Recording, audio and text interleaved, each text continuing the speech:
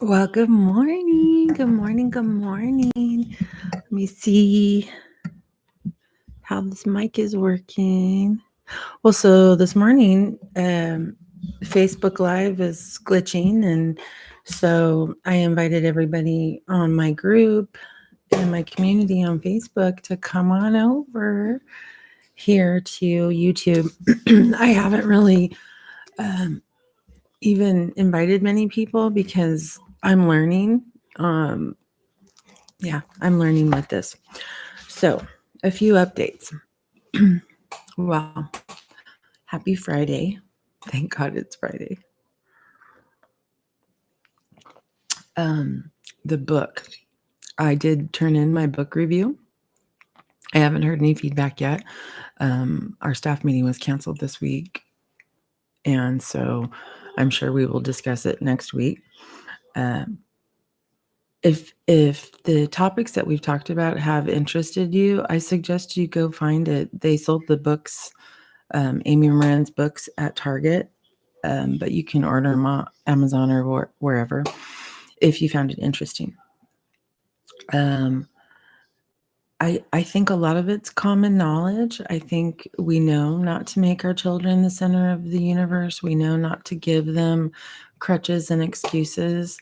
There might be a reason for something, but it doesn't have to become an excuse. And I'm guilty of that too.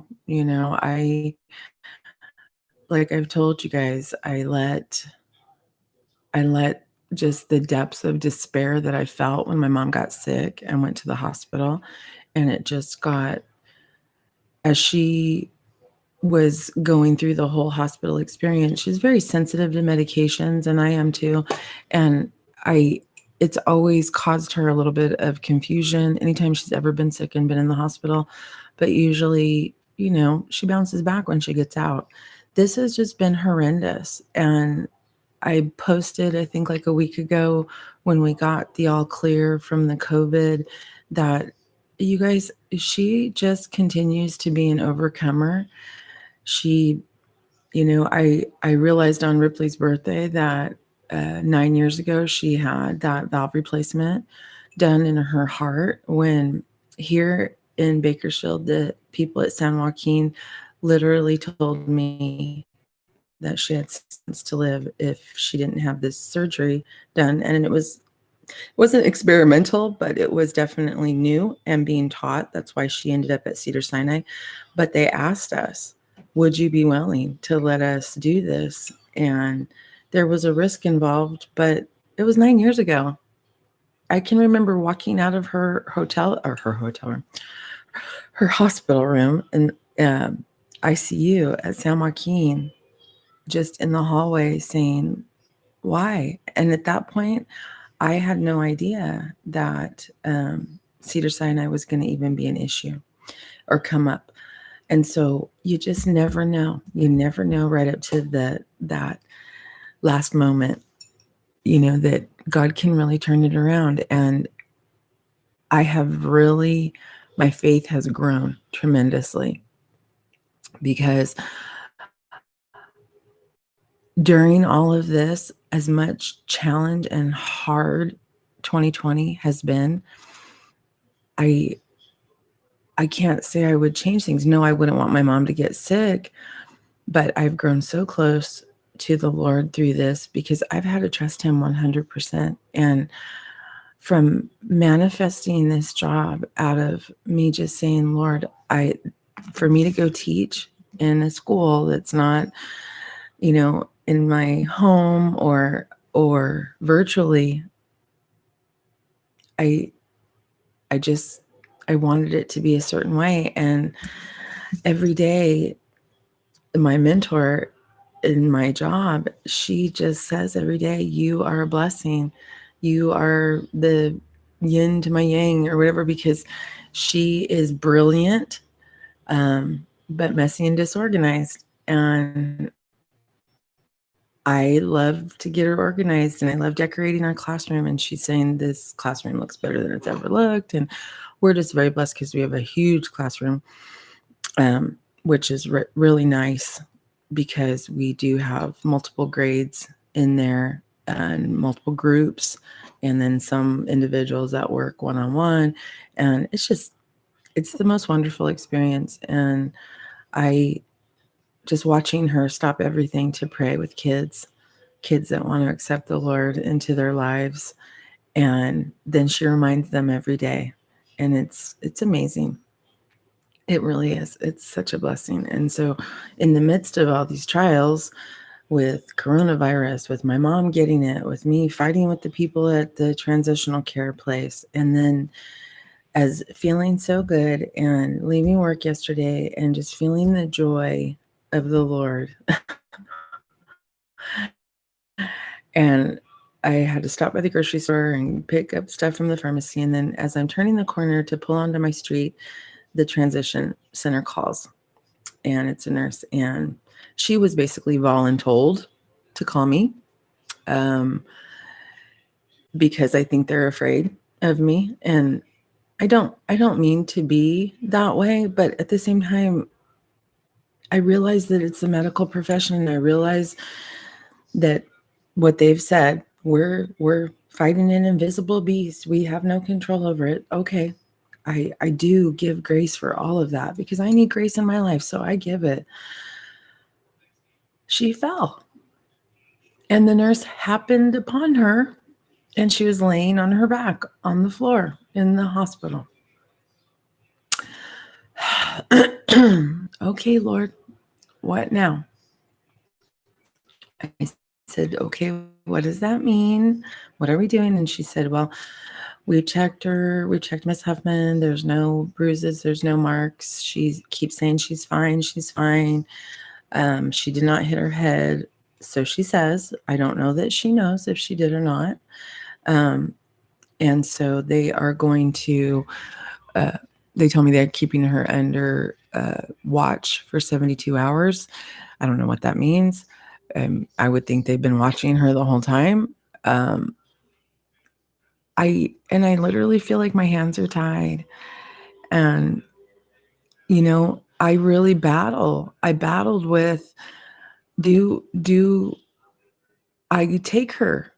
When she had a fall early in the summer, and she got a hematoma on her leg, and I took a picture of it. And thankfully I am good friends with her doctor, and I was able to text, send it to him and say, what do you think? And he told me what to do. And then we went and saw him, and then we went and saw her foot doctor and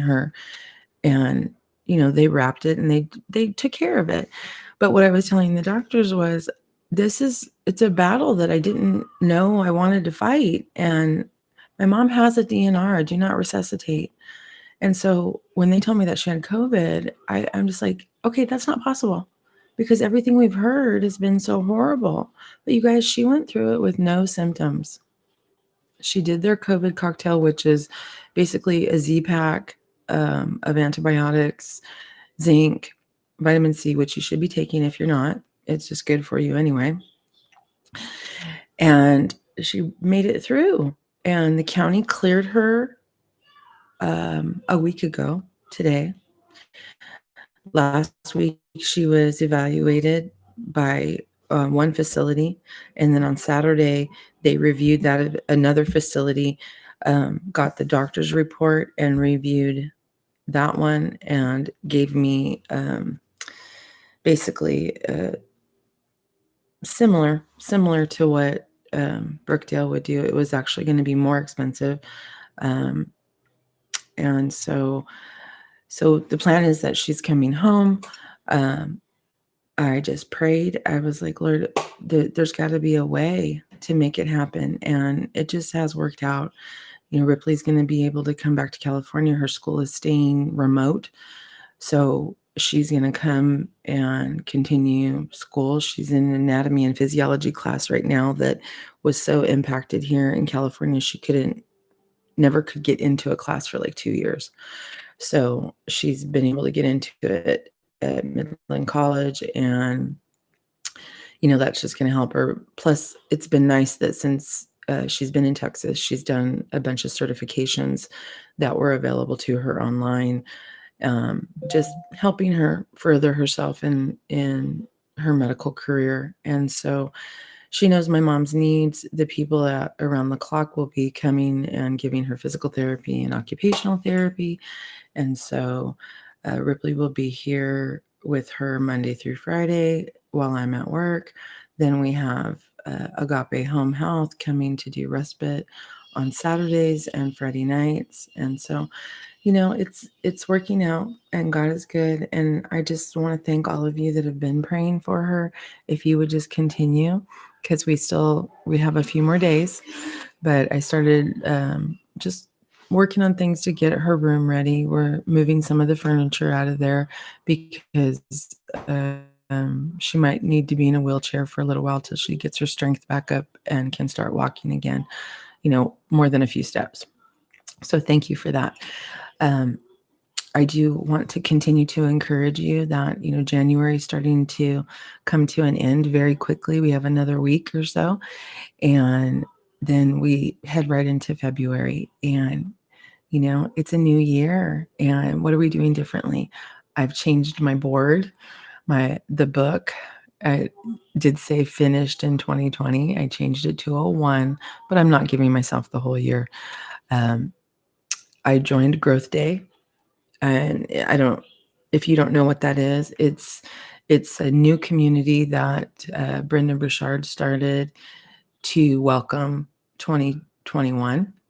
He did an all-day event on New Year's Day with a whole bunch of just, I would say, thought leaders, influencers, people that are just everyday people that made it, that faced their adversity and made it. And those are the people that we aspire to, that we look up to. And that's where we get encouragement. And, because I'm teaching reading and we're doing an intervention, and it's intense in our class. It's intense for us too, because we're all training our brains from the junk that, we've believed all of our lives, that we might not be good enough, or whatever insecurities. And, I'm believing to leave those insecurities back there with the crazy year that it was. It's always going to be significant to all of us. And how interesting, just the correlations of 2020. How about 2020 vision? That's perfect vision. And a lot of people just kept saying, oh, it's a dumpster fire, it's the worst year ever. And we as a nation and we as a world faced a lot, and we're still facing a lot because the pandemic's not over. And we're going through our days with masks on. So, and I understand, I wear one all day now, but I am also thankful, and I'm amazed at these kids that practice the hand washing and the mask wearing. And you know what? Kids are resilient. They're born that way. And it's us that kind of, not just us, but adults, we often just think that it's not going to be good for our kids, or change isn't good for them. But they're very elastic. And I know I moved my kids around a lot. Their dad was in the military, and we moved around a lot. And it was a lot of diverse experiences, and they've lived a lot of places. And I believe that, life is beyond a classroom for children. Uh, life is just not that. And that's the way they spend their formative years, and then all the way until they're an adult. They pretty much live in that classroom life, and that's just not real life. And so, your kids, your grandkids, they're resilient. They can handle it. They bounce back well. And, hopefully we were all good examples to them too. But I just want to encourage you today, start your day with gratitude, have intention, set some goals. You can make it, you can do it. And I'm believing with you, and I appreciate all of you. And I would really love it if you guys would, like and subscribe, and then give me some comments, give me some feedback. I'd love to hear what's a big thing you overcame in 2020. and are pursuing in 2021. Share it with me. Share with our community. So I'm going to let you all go. I pray that you have a great day. My apologies for missing you all yesterday, even though I was up at 5. It was a crazy morning and I did not get the chance to come and spend some time with you. So I'm going to go for today. Have a blessed day.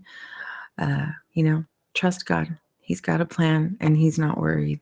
So I love you all and I will see you soon. Have a magnificent weekend and lead with kindness. Okay.